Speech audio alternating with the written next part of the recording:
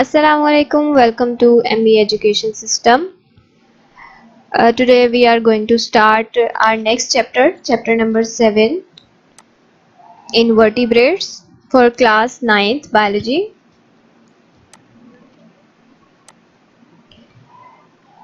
The learning objectives are we are going to discuss about kingdom Animalia, vertebrates, invertebrates, classification of invertebrates, metamorphosis and its types.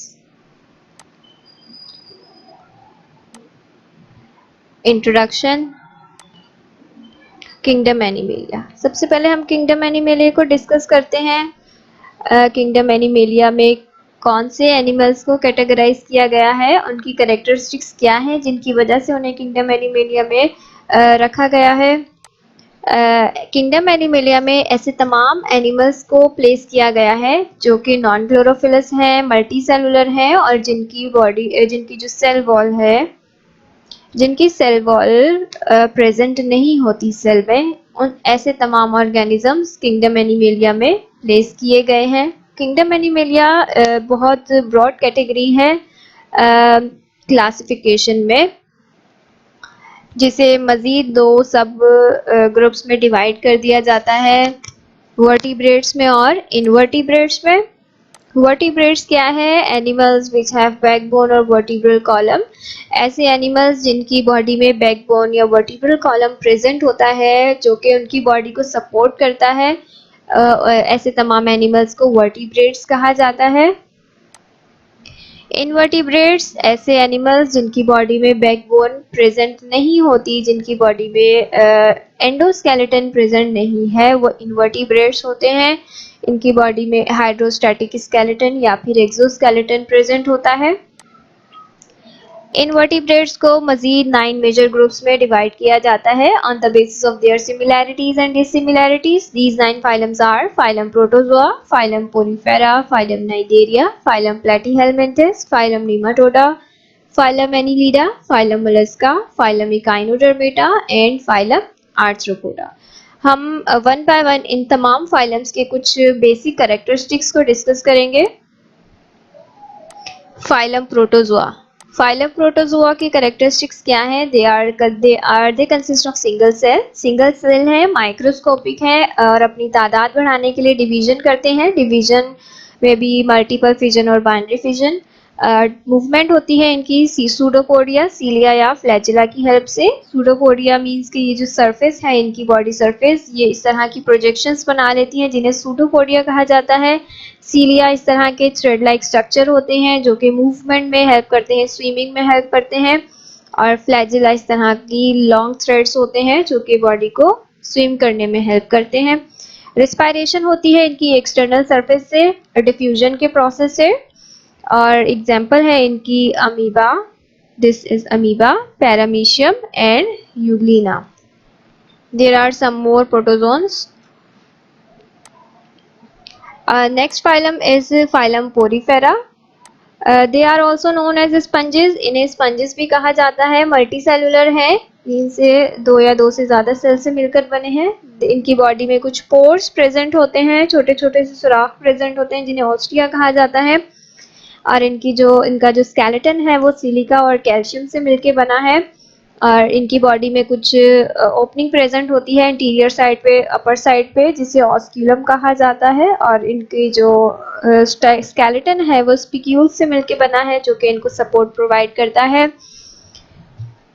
Example है इसकी ascon, sycon and bath sponges. Mostly marine है, समंदर में रहते हैं, समंदर की तह में प्रेजेंट होते हैं अक्सर। अपना जो ये फूड है वो वही पानी में से ही हासिल करते हैं। जो बॉडी के पोर्स हैं वहाँ से वाटर एंटर होता है और जो फूड है वो वही अंदर ही ये लोग एब्जॉर्ब करते हैं। और फिर जो एक्सेस अमाउंट ऑफ वाटर है वो ऑस्क्यूलम के थ्रू बॉडी से पास आउट हो जाता है। एक और इनमें इम्पॉर्टेंट कैरेक्टरिस्टिक है कि ये सिजाइल होते हैं, मींस कि ये एक ही जगह स्टिक रहते हैं अब थ्रू आउट देयर लाइफ। अपनी पूरी ज़िंदगी में ये एक ही जगह स्टिक रहकर अपनी पूरी ज़िंदगी को गुजारते हैं जितनी भी इनकी लाइफ होती है।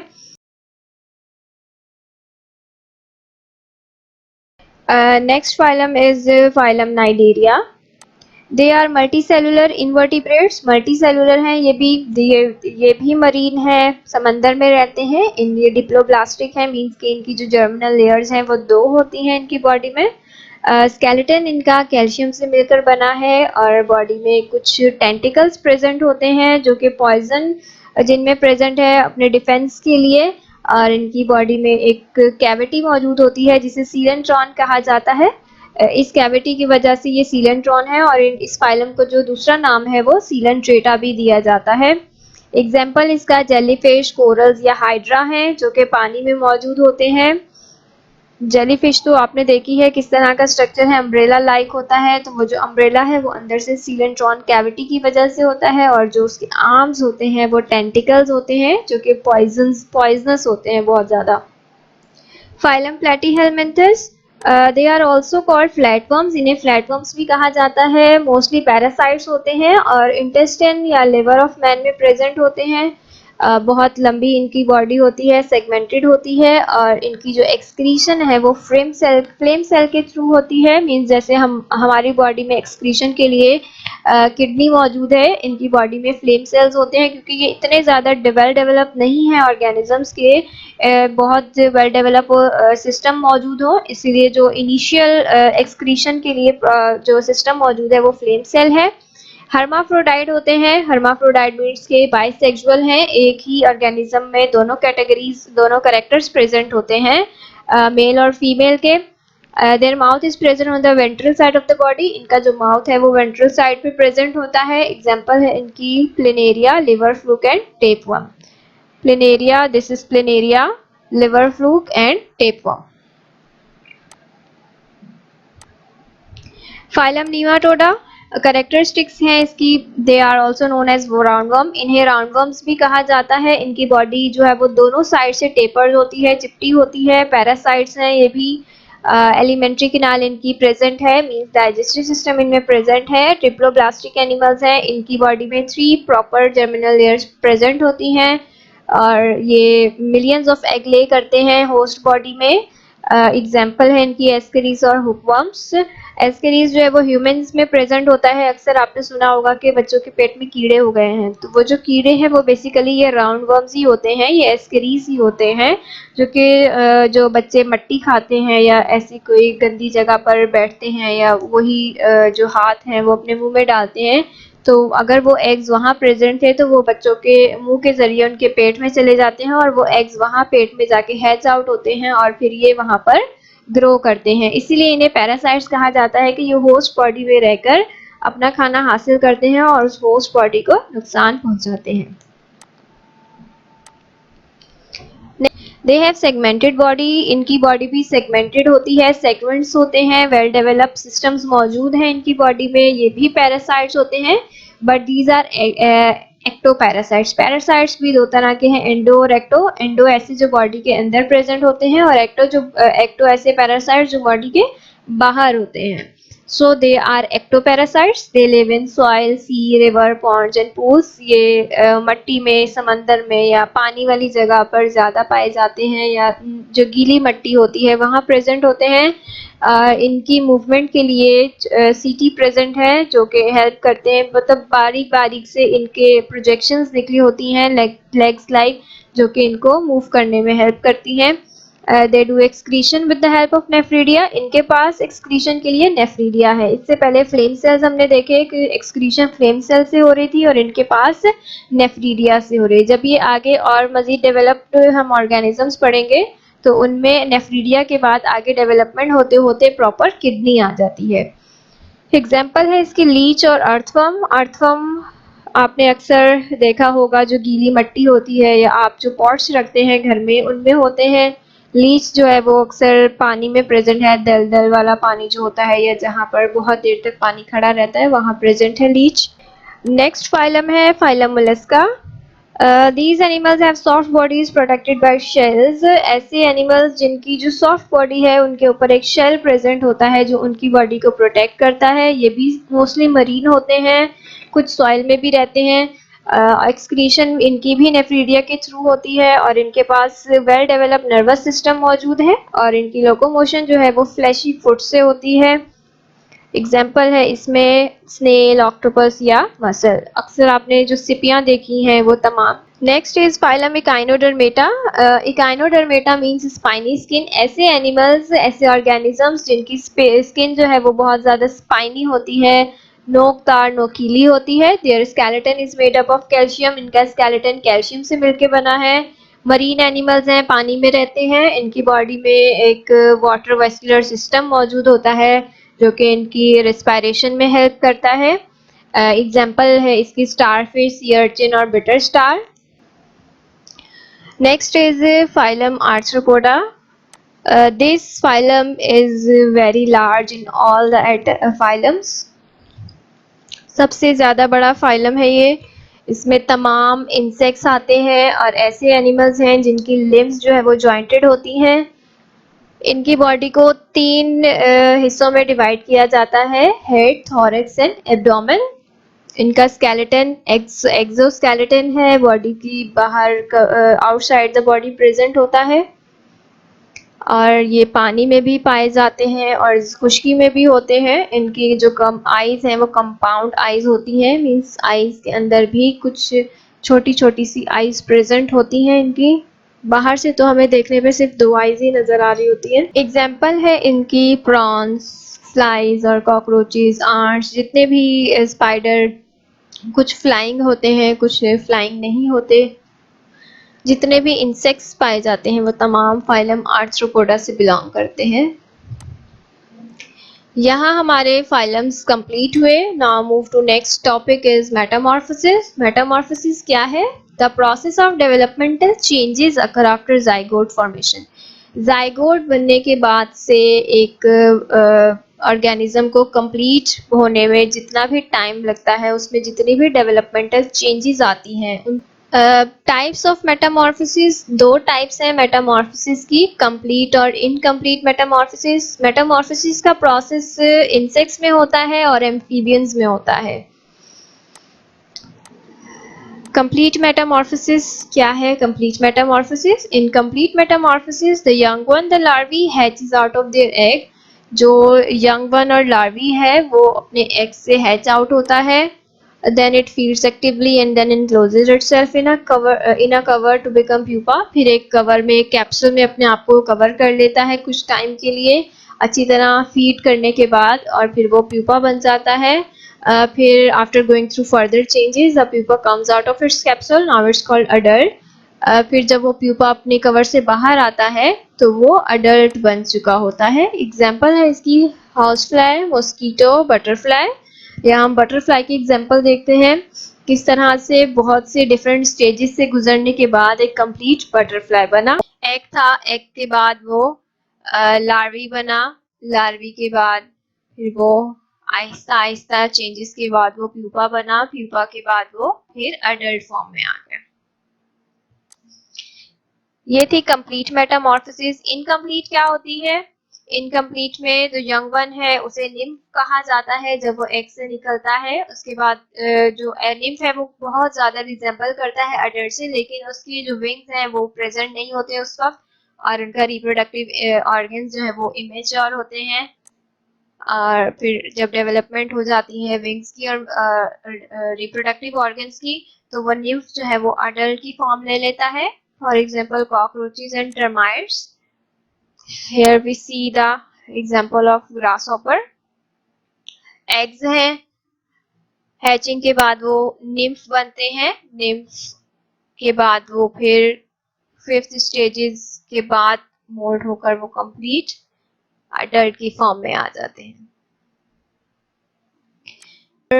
Now we have to discuss about the assignment which is given by the school. This is assignment number 7. Task number 1, day 1 में जो है वो हमने रीडिंग करनी थी, रीडिंग हम कर चुके। Now move to task number 2, that is answer the following questions. Given questions के आंसर देने हैं। Then define the following terms. There are some terms which will be defined. Objectives में A है fill in the blanks and B is MCQs.